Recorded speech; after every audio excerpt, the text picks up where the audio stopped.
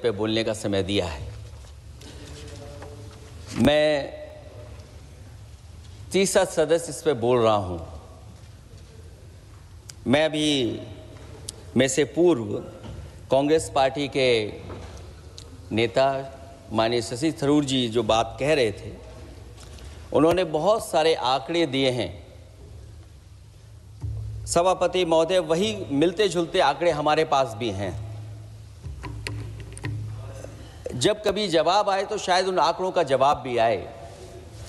और जब वो अपनी बातों को ख़त्म कर रहे थे तो वो एक शेर पढ़ के गए हैं। मिर्ज़ा गालिब का एक शेर पढ़ के गए हैं सभापति महोदय। सभापति महोदय, यही शेर अगर बीजेपी को पढ़ना होता तो बीजेपी कैसे पढ़ती? अगर यही शेर बीजेपी को पढ़ना पड़ता तो वो पढ़ते कि हमको मालूम है स्वर्ग की सच्चाई, लेकिन दिल को बहलाने के का गालिब ये ख्याल की जगह सोच अच्छा है। सभापति महोदय, यही फर्क है। सबका साथ, सबका विकास। सभापति महोदय, बोलने से पहले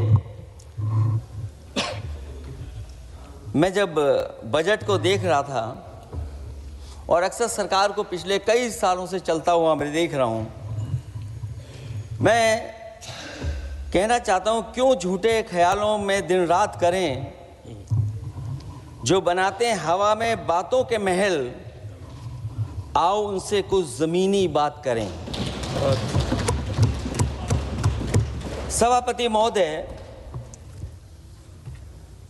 बजट आने से पहले और बजट आने के बाद पूरा देश और पूरे देश में ये बहस चल रही थी कि अमेरिका को लेकर के डील होने जा रही है।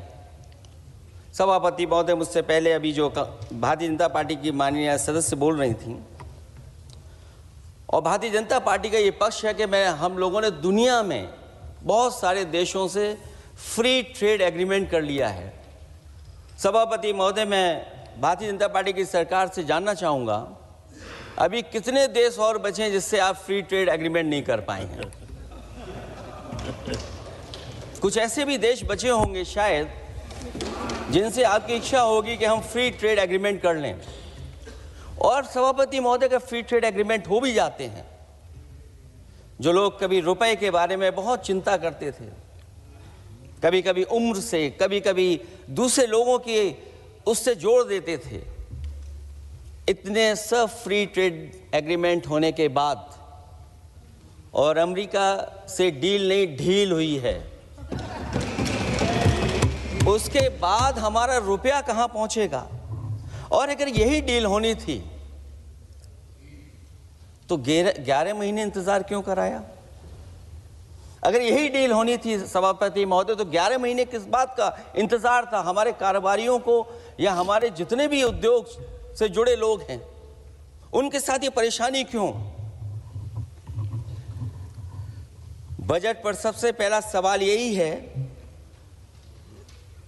कि डील पहले बनी है बजट।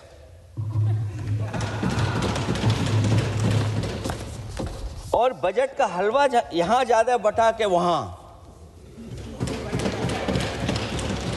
सभापति महोदय, स्वदेशी, आत्मनिर्भर, ये शब्द तो बहुत अच्छे लगते हैं, लेकिन जब डील हो गई है तो क्या इस बजट को लाने से पहले आत्मनिर्भरता और स्वदेशी को अपने अपने शब्दकोश से हटा दिया है, या इसको उल्टे अर्थ में विलोम शब्दकोश में डाल दिया है? और ये डील नहीं है जो हम आप सब समझ पा रहे हैं। शायद सत्ता पक्ष के लोग ये नहीं समझ पा रहे होंगे, लेकिन पूरा देश समझ रहा है कि हमने अपना बाजार एक बार और खोल दिया है। $500 बिलियन का व्यापार एक तरफा। हमारे आत्मनिर्भरता कहां जाएगी? स्वदेशी नारा हमारा कहां जाएगा? हमारे देश की जनता भाजपा से कह रही है कि जहां तक हमें मालूम है डील एक तरफा नहीं होती है। क्या ये बनी वहां पहुंची यहां जहां जैसे कोई एक पक्ष मान रहा हो? जनता भाजपा से यह भी जानना चाहती है कि 0 बड़ा के 18।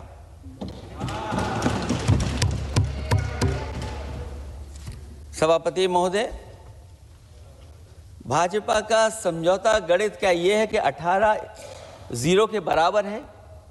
क्या 18 हमारा 0 के बराबर है? देश के किसानों, दुकानों, उद्योगों को बचाने के लिए खोखले शब्दों के अलावा भाजपा के पास कोई और सुरक्षा कवच या संरक्षण योजना है कि नहीं है? इसलिए मैं सभापति महोदय कहना चाहता हूं, ये बजट दिशाहीन है।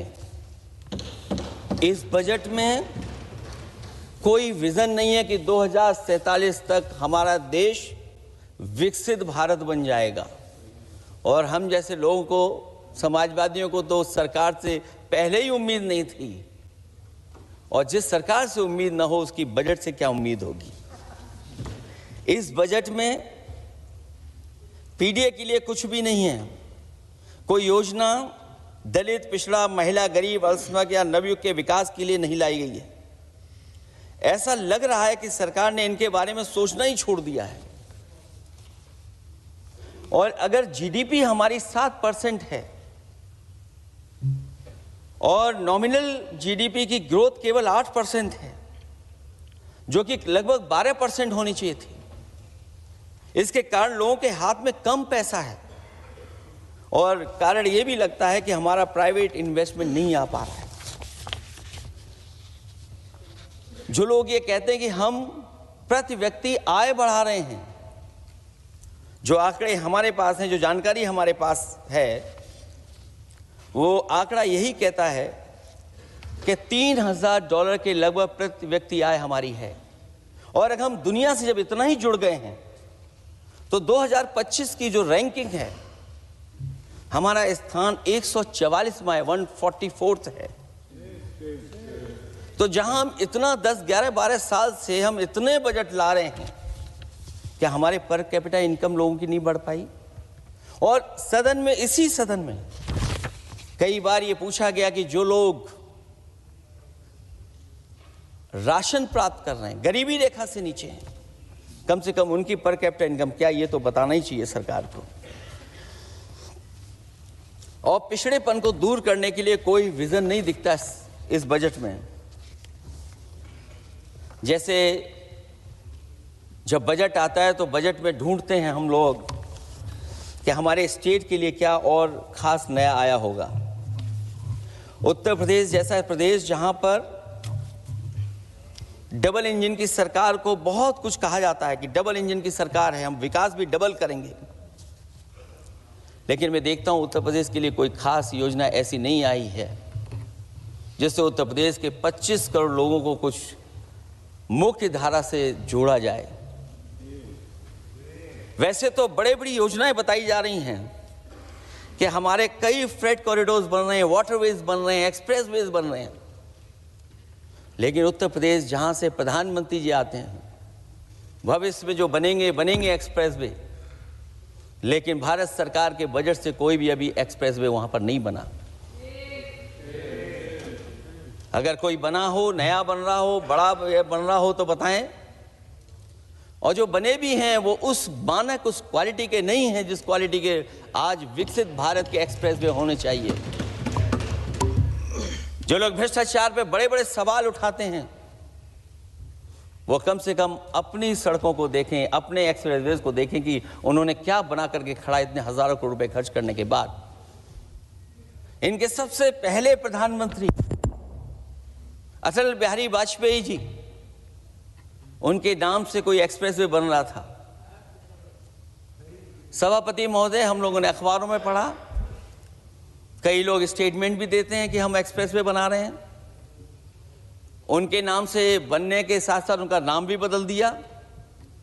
पहले वो चंबल एक्सप्रेसवे बन रहा था, फिर अटल जी के नाम से एक्सप्रेसवे बन रहा था, लगता है वो ज़मीन पर नहीं उतरा है, वो केवल कागज़ों पे बन रहा था। तो ये तो एक्सप्रेसवे की बात हुई। सबसे बड़ा सवाल ये है कि किसान को लेकर के इन्होंने कहा कि किसान की हम आय दोगुनी कर देंगे। आज हमारा किसान इस उदारीकरण में कहाँ खड़ा है? जिस किसान को लेकर के पूरे देश के सभी राजनीतिक दल चिंतित रहते हैं, इस डील के बाद हमारे किसानों का हाल क्या होगा? और जब सब कुछ विदेश से ही आएगा तो हमारा किसान भारत में क्या उगाएगा, जमीन पर क्या उगाएगा और क्या बेच पाएगा? सभापति महोदय, सरकार ने बड़ा बजट पेश किया, कहा कि हम एग्रीकल्चर इंफ्रास्ट्रक्चर तैयार करेंगे, एग्रीकल्चर इंफ्रास्ट्रक्चर से हम मंडियां तैयार करेंगे, बाजार तैयार करेंगे, एमएसपी लागू करेंगे।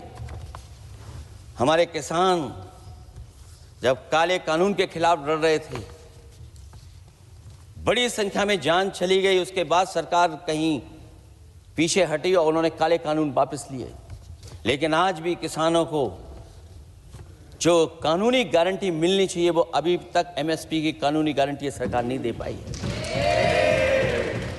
और जो 23 क्रॉप और हॉर्टिकल्चर क्रॉप और दूध को लेकर के सरकार दावा करती है कि हम सब्जियां इतना, हॉर्टिकल्चर क्रॉप्स हमारी इतनी ग्रो कर गई हैं, हम दुनिया में इतना पैदा कर रहे हैं।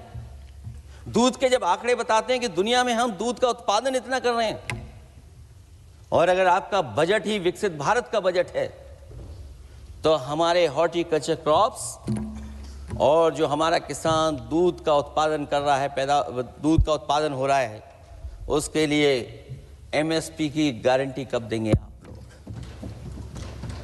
और गारंटी हम लोग इसलिए मांग रहे हैं क्योंकि उसको घर कैसे बनाएगा, घर कैसे चलाएगा, अगर उसको लाभ नहीं मिलेगा, बच्चों को कैसे पढ़ाएगा, अपनी बेटियों को हंसी खुशी विदा कैसे कर पाएगा? और इधर तो जहां फसल की कीमत नहीं मिल पा रही है, सभापति महोदय, सोने के भाव कहां पहुंच गए हैं? पहले गरीब सोचता था जब हम अपनी बेटी की विदा करेंगे तो कुछ सोने का एक सामान खरीद करके दे देंगे उसको। जैसे जैसे बीजेपी की सरकार चली और आगे बढ़ती गई, 12 साल ऐसे हैं आ गए कि अब तो चांदी तो दूर, अगर यही सरकार चलती रही तो लोहे पर पीतल चढ़ाकर भी गरीब अपनी बेटी की विदाई नहीं करा पाएगा। कैसे अपने भविष्य के लिए 2 पैसे जमा कर पाएगा? मतलब आज क्या खाएगा, कल के लिए क्या बचा पाएगा? ये किसानों के बड़े सवाल हैं। भाजपाई किसानों को लाभ नहीं पहुंचाना चाहते हैं, ये किसी और को लाभ पहुंचाना चाहते हैं। कुछ अदृश्य लोग हैं जिनको लाभ पहुंचाना चाहते हैं, क्योंकि इनका बजट, जो बजट बनाते हैं वो आम जनता का ना उसमें जिक्र है ना फिक्र रहती है। और अगर फिक्र होती उनको तो किसान की खाद समय पर मिल जाती, उनको बीज समय पर मिल जाता, सस्ती बिजली उपलब्ध हो जाती, सिंचाई या सिंचाई मुफ्त हो जाती थी। और मुझे याद है सभापति महोदय, समाजवादी सरकार में हम लोगों ने किसानों की सिंचाई मुफ्त करने के भी फैसले लिए। कीटनाशक दवाइयां कितनी महंगी हैं और सरकार ने किसानों को अपने हाल पे छोड़ दिया। मंडियों पे कहीं कोई खरीद नहीं है, और अगर खरीद हुई है तो सरकार बताए कि धान, आलू या गेहूं की खरीद में तो मिल जाती है उसको कीमत, लेकिन धान और आलू जैसी फसलों पर कोई सरकार कीमत नहीं दे पा रही है।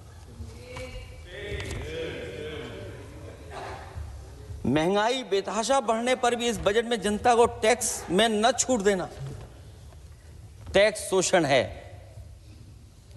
अमीरों के काम, कारोबार और घूमने फिरने पर 10 तरह की छूटें दी गई हैं, लेकिन बेकारी, बेरोजगारी से जूझ रहे लोगों की उम्मीदों की थाली खाली है। मध्यम वर्ग अपने आप को ठगा महसूस कर रहा है। शोषित, वंचित, गरीब व्यक्ति जहां था वैसे भी नीचे जाता दिख रहा है। इस बजट ने उसके चादर में पैबंद लगाने की जगह उसे और चिथड़ा कर दिया है। क्योंकि सामाजिक सुरक्षा केवल शब्दों की औपचारिकता रह गई है। किसान, मजदूर, श्रमिक, कारोबारी, छोटा दुकानदार अपने लिए मिली राहत को दूरबीन से देखकर ढूंढ रहा है और इसीलिए भाजपा का हर बजट 1/20 का बजट मानते हैं, क्योंकि वो 5% लोगों के लिए ही होता है। अच्छे बजट की होती हैं 3 पहचान: गरीब की तरक्की, खुशहाली और मुस्कान। शायद इस बजट ने तीनों चीजों को छीनने का काम किया गरीबों से। दूसरा विषय स्वास्थ्य को लेकर के बहुत हमारा गरीब समय समय पर परेशान रहता है। स्वास्थ्य को लेकर के जो ठोस कदम सरकार को उठाने चाहिए वो सभापति महोदय सरकार नहीं उठाती दिख रही है, और जितना भी स्वास्थ्य सेवाएं हैं वो ठप होती चली जा रही हैं। मैं उत्तर प्रदेश की बता सकता हूं, मुझे याद है सभापति महोदय, पहला जो भारत सरकार और प्रदेश सरकार को मिलकर के पहला हॉस्पिटल, मेडिकल कॉलेज शाहजहांपुर का बना था, जिस समय भारतीय जनता पार्टी के उस समय के स्वास्थ्य मंत्री और मैंने मिलकर के उसका उद्घाटन किया था। उसके बाद जो प्रचार में तो ये बहुत आगे हैं, प्रचार में तो ये कहते हैं कि हर डिस्ट्रिक्ट में हर हॉस्पिटल, हर डिस्ट्रिक्ट में एक हॉस्पिटल या मेडिकल कॉलेज, लेकिन सच्चाई तो ये है कि इन हॉस्पिटलों में इलाज नहीं है, दवाई नहीं है, ऑपरेशन के लिए कहाँ जाना पड़ता है, भटकना पड़ता है। और जिस तरीके से अभी जिन लोगों ने इंश्योरेंस या LIC में किस्त दी होगी वो जानते होंगे कि महंगाई कम नहीं हुई है, महंगाई बढ़ी है, किस्तें बढ़ गई हैं। उदाहरण के लिए दिल्ली के एम्स के लिए 5,600 करोड़ रुपए और आयुष्मान भारत के लिए पूरे देश के लिए सरकार ने जो बजट रखा है वो 4,700 करोड़ रुपए है।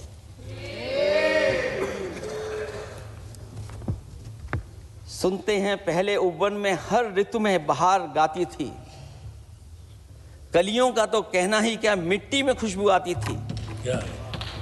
ये भी ज्ञात हमें उपवन में कुछ ऐसे भौरे आए थे, सारा चमन कर दिया मरघट, अपने साथ जहर लाए थे। लेकिन अगर चमन वाले ही भौरों के रंग ढंग अपनाएं, माली तुम ही फैसला कर दो, हम किसको दोषी ठहराएं। सभापति महोदय, मैं उत्तर प्रदेश से आता हूं, जहां पर प्रधान संसदीय क्षेत्र है।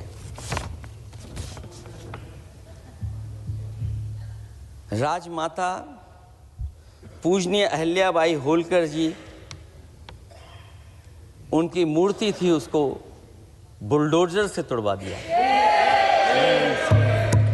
सभापति महोदय, कोई कल्पना कर सकता है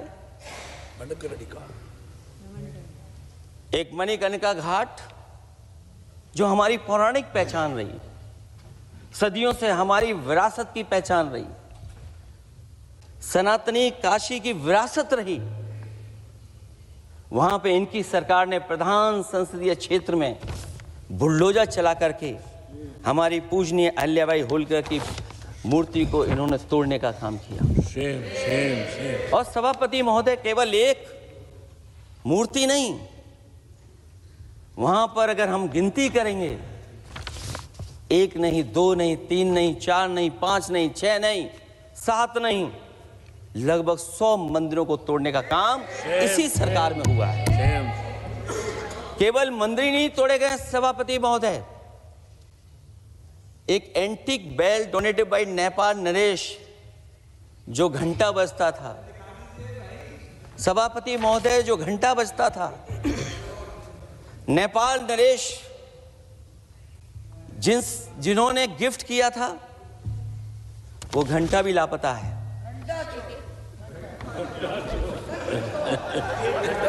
केवल घंटा ही लापता नहीं है,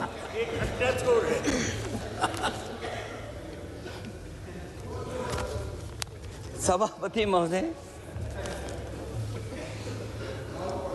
नमामि गंगा को लेकर के हमारे कानों में अभी भी वो बातें गूंजती हैं कि माँ गंगा ने मुझे बुलाया है। क्या बात है कि पिछले 11 साल से माँ गंगा ने बुलाया ही नहीं किसी को। माँ गंगा बह रही हैं,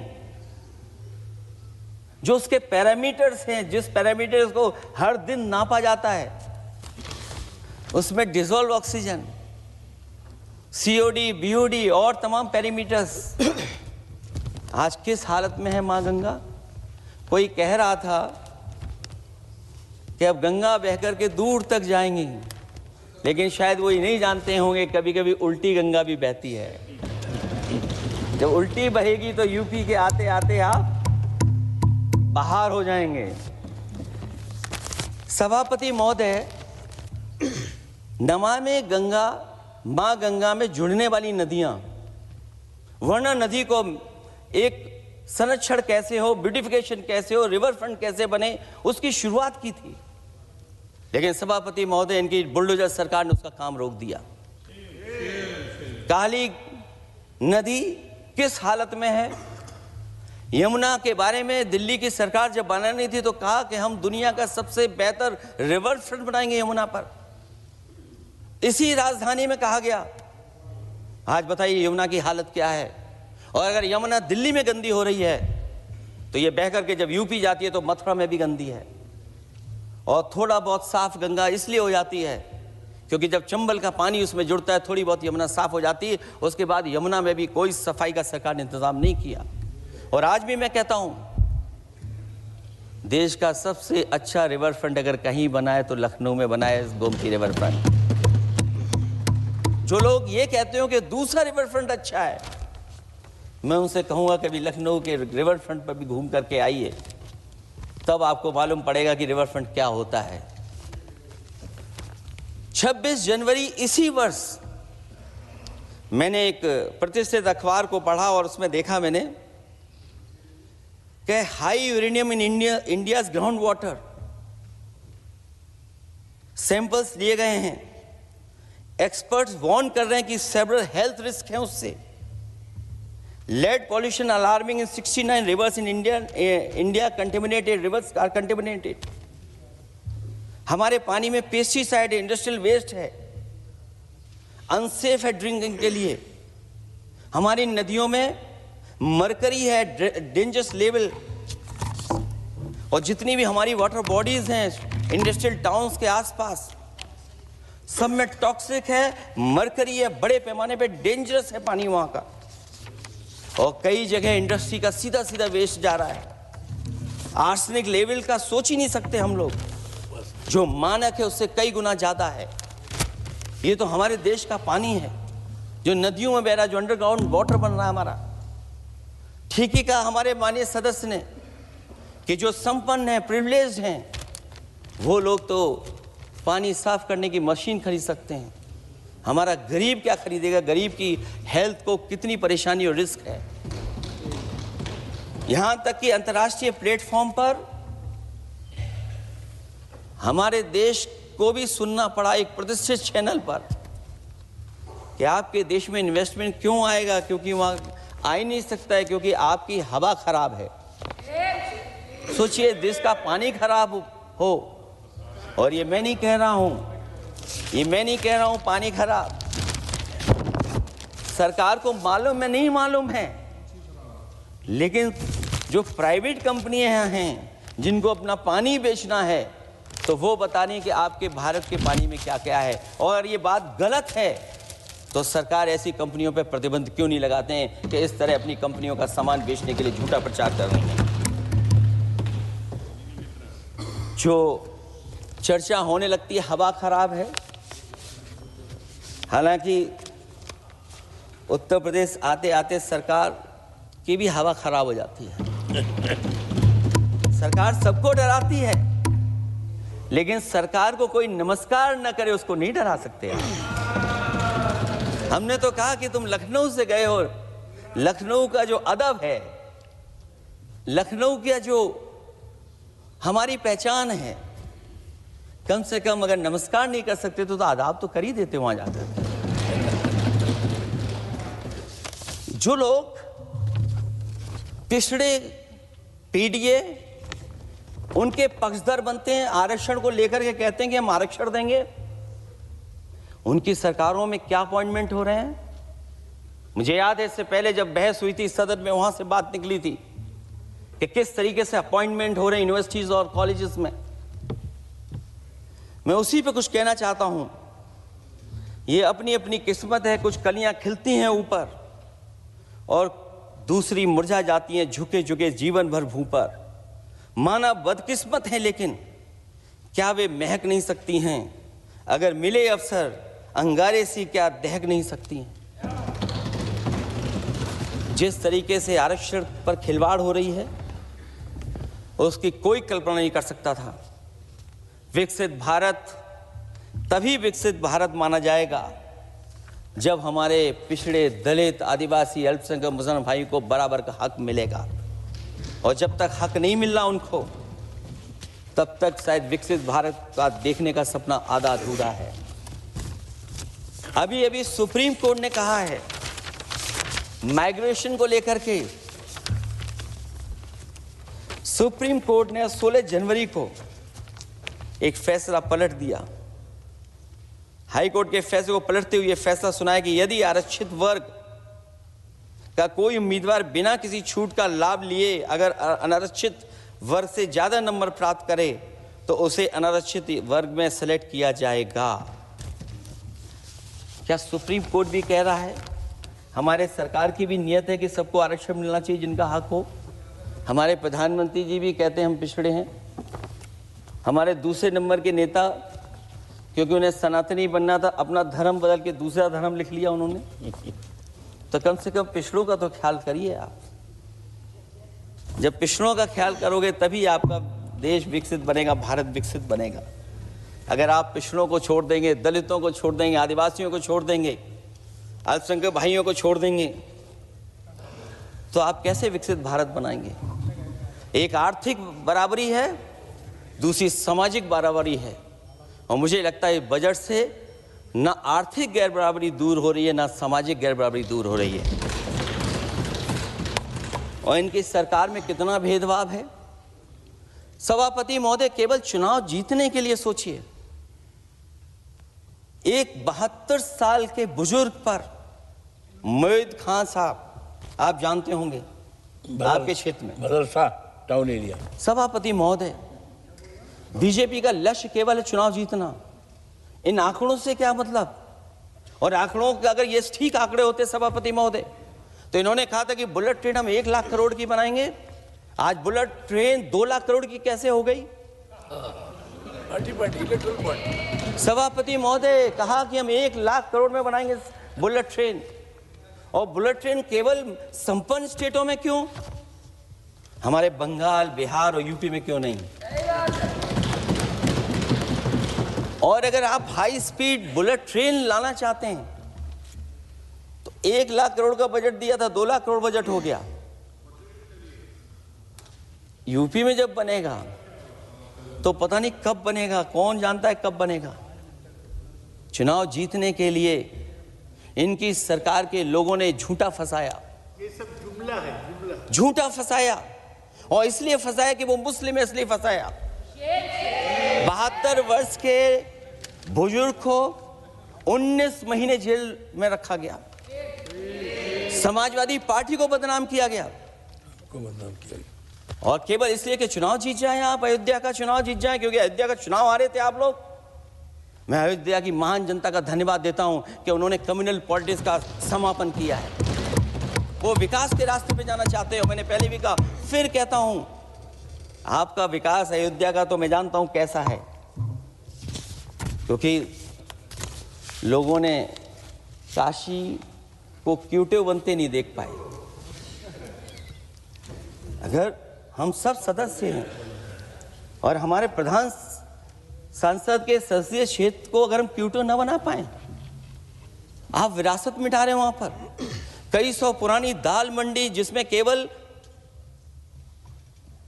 वोट नहीं मिलता, इसलिए दाल मंडी को आप डिमोलिश कर देंगे आप।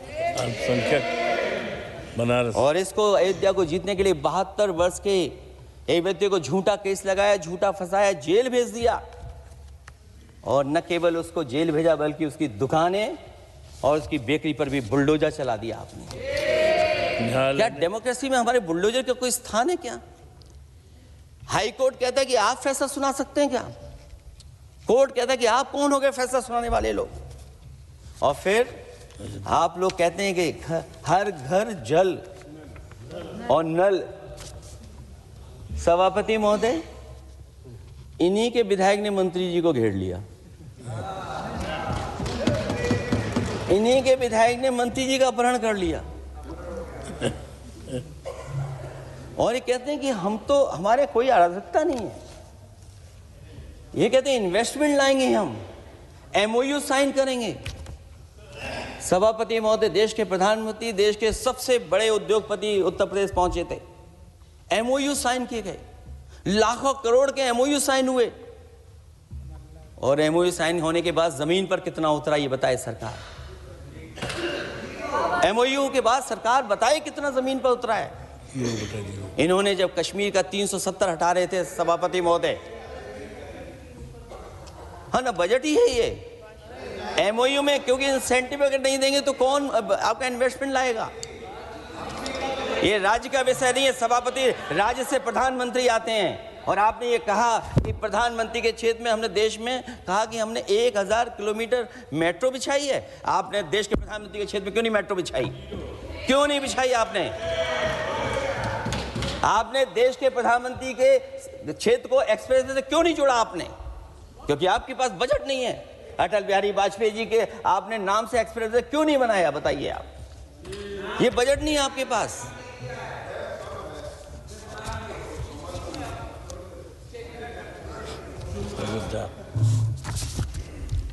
अयोध्या एयरपोर्ट घोटाला, एयरपोर्ट बनते ही पानी टपकने लगा। एयरपोर्ट तो दिल्ली का है, बजट तो दिल्ली ने दिया होगा। अयोध्या रेलवे स्टेशन, हमारे कन्नौज का रेलवे स्टेशन बनते ही गिर गया और गिरने के बाद अभी तक नहीं बन पाया। तो ये बजट का हिस्सा नहीं है क्या? आप वाटरवेज बात कर रहे हैं, गंगा साफ नहीं है, आप पानी का जहाज कहां ले जाएंगे? बिहार में जाकर के रुक जाएगा। पिछली बार भी एक पानी का जहाज चला था, बनारस से जाते ही बिहार में रुक गया, जाकर के पटना भी नहीं पहुंच पाया। Rampath, sewer line smart city का हिस्सा है। आपका स्मार्ट सिटी कैसा है? इंदौर में पानी पीने से कितने लोगों की जान चलेगी सभापति महोदय? और कोई शहर बता दीजिए जहां कूड़ों का ढेर ना हो। जब देश के प्रधानमंत्री जी ने झाड़ू उठाया हो और उसके बाद भी कहीं कूड़ा ना हटे सभापति महोदय। भजन संध्या स्थल घोटाला हुआ, अंतर्राष्ट्रीय मीडिया सेंटर बनाया, उसमें भी पानी गिर रहा है। लाइट सजावट की चाइनीज आई हैं। हमारे देश का कारोबार कैसे उलझा दिया आपने? चीन और अमेरिका और थोड़ा बहुत रशिया, विदेश नीति तो असफल हुई है, लेकिन हमारा बाजार को भी पूरा बेच दिया। और चीन के सवाल पर सभापति महोदय, चीन हमारी जमीन पर भी निगाहें रखे हुए है और हमारे बाजार पे भी। इसलिए जो सरकार फैसला ले बड़ी सावधानी से ले। मैं कितनी बातें बताऊं, वहां पर सेना जमीन ले लिया, जमीनें जाने कहां चली गई हैं। इसलिए सभापति महोदय, ये बजट दिशाहीन है। ये 2047 में हमारा विकसित भारत तो नहीं बनेगा।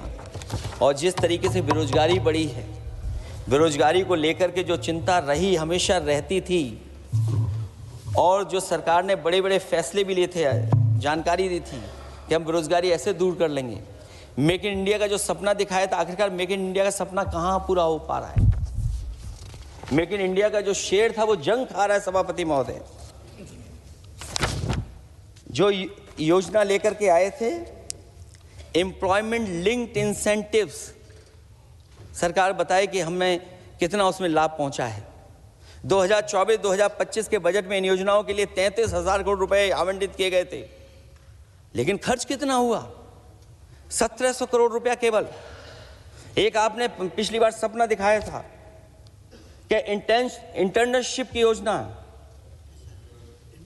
इंटर्नशिप वाली योजना जो घोषित की, जिसके लिए 10,000 करोड़ रुपए आवंटित किए थे आपने, लेकिन उसमें खर्च कितना हुआ है? 500 करोड़ रुपया।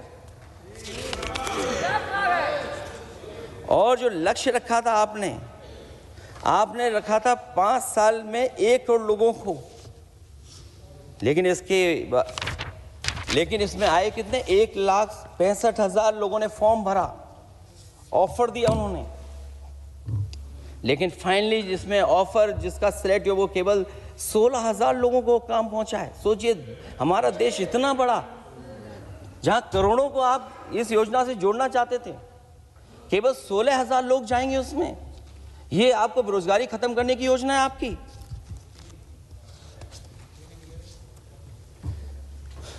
माननीय वित्त मंत्री जी के सदन के सामने स्थिति स्पष्ट करनी चाहिए कि मनरेगा एक महत्वपूर्ण योजना थी जिसमें गरीबों को ग्राम स्तर पर रोजगार मिलता था, राइट टू वर्क के अनुसार थी।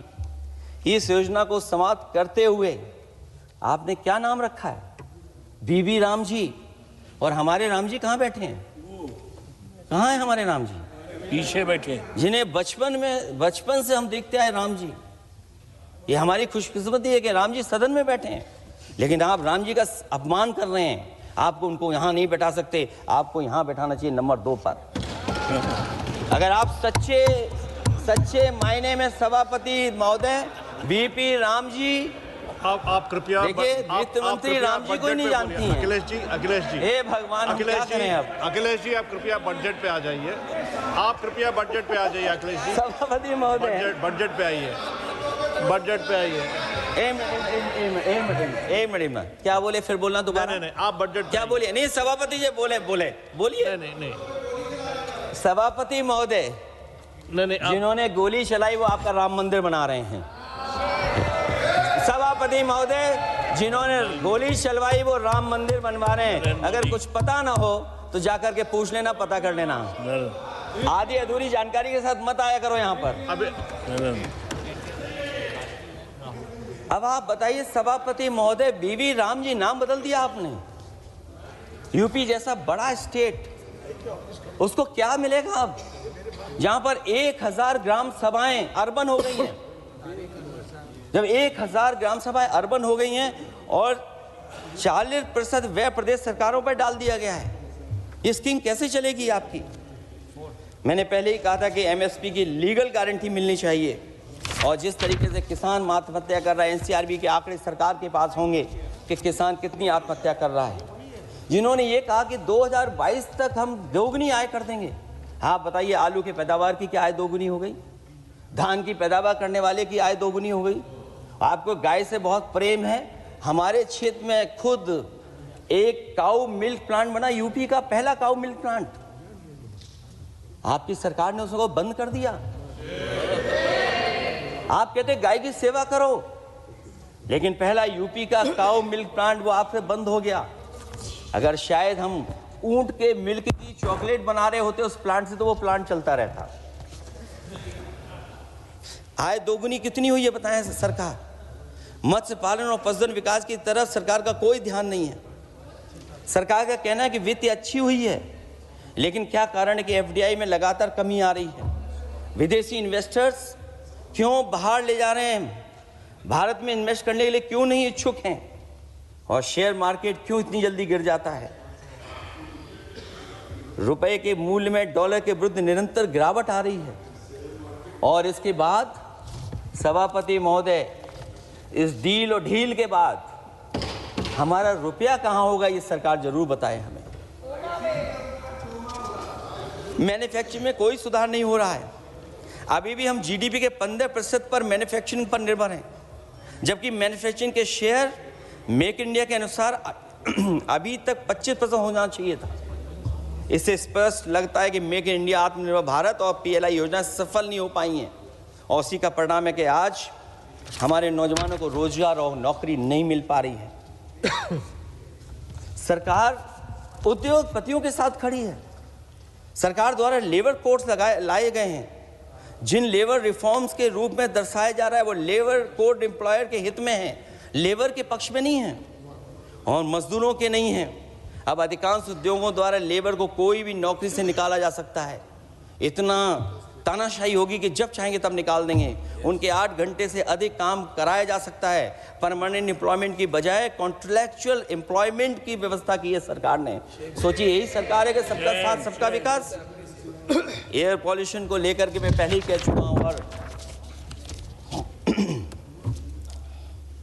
शहरी विकास तो इनका मैंने क्योटो को मैं देखा है, इसलिए उस क्योटो के बारे में मैं ज़्यादा नहीं कहना चाहता हूँ। अंत में मैं इतना ही कहूँगा कि स्वास्थ्य और शिक्षा के केवल 10% और 14.2% बजट बढ़ाया गया है, जबकि पिछले वर्ष का पूरा बजट इन दोनों मदों में खर्च ही नहीं किया गया है। आखिरकार सरकार बताएगी खर्च क्यों नहीं हुआ, आखिर क्या कारण है, किसकी वजह से खर्च नहीं हुआ है। जल जीवन मिशन में 50,000 करोड़ रुपए खर्च नहीं हो पाए हैं और प्रधानमंत्री आवास योजना में 40,000 करोड़ रुपए, और हमारे देश के प्रधानमंत्री ने गांव गोद लिया था। वो लगता है उस गांव को अनाथ छोड़ दिया है प्रधानमंत्री जी ने। वो गांव ही अनाथ छोड़ दिया है। आरबीआई के डेटा के अनुसार इनकम में जो नीचे 80% हैं, उनकी इनकम का शेयर 36% से घट करके 32% हो गया है और हर वर्ष में रियल वेजेस 2% कम हो रही हैं। आखिरकार इसका कारण क्या है?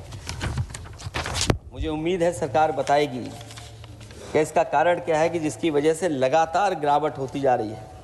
मैं रैंकिंग में नहीं जाना चाहता हूं कि हमारी रैंकिंग कहां है, गैर बराबरी की रैंकिंग में हम कहां पहुंच गए हैं, हम कितना नीचे पहुंच गए हैं।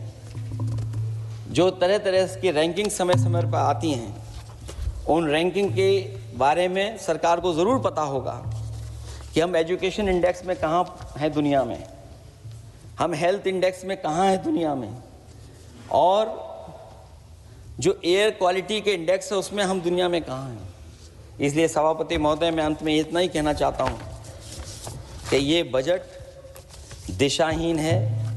2047 तक विकसित भारत तो नहीं बनेगा, लेकिन हमारे गरीबों के साथ बहुत अन्याय होगा।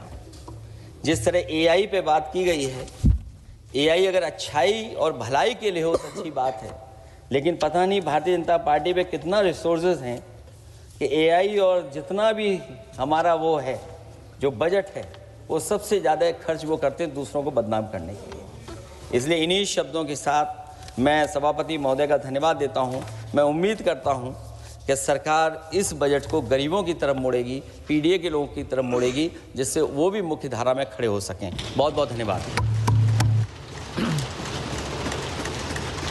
माननीय सदस्यगण, अभी हम केंद्रीय बजट पर सामान्य चर्चा में हैं। अगला माननीय स्पीकर